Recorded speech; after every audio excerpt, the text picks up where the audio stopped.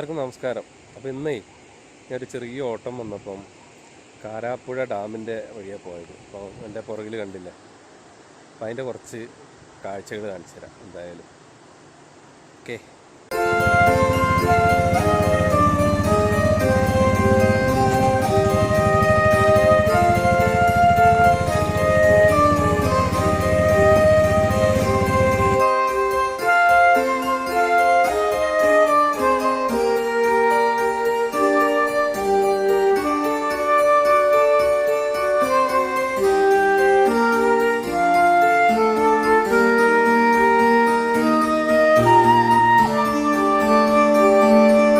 കാരാപ്പുഴ ഒരു ടൂറിസ്റ്റ് കേന്ദ്രം മാത്രമല്ല കേട്ടോ, ഒരുപാട് സ്ഥലത്തേക്ക് കുടിവെള്ളം എത്തിക്കുന്ന ഒരു പദ്ധതിയും കൂടെയാണ്.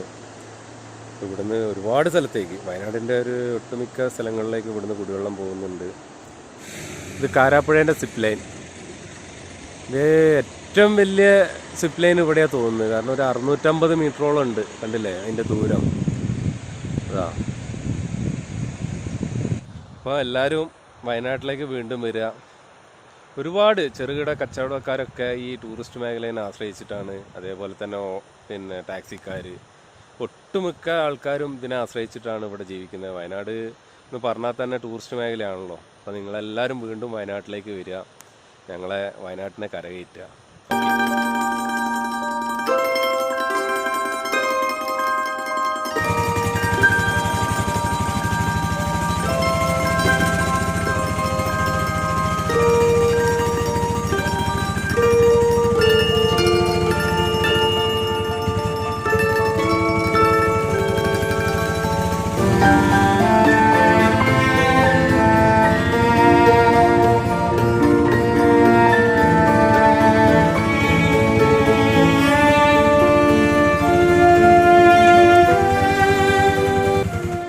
അപ്പം കണ്ടില്ലേ കാരാപ്പുഴ ഡാം.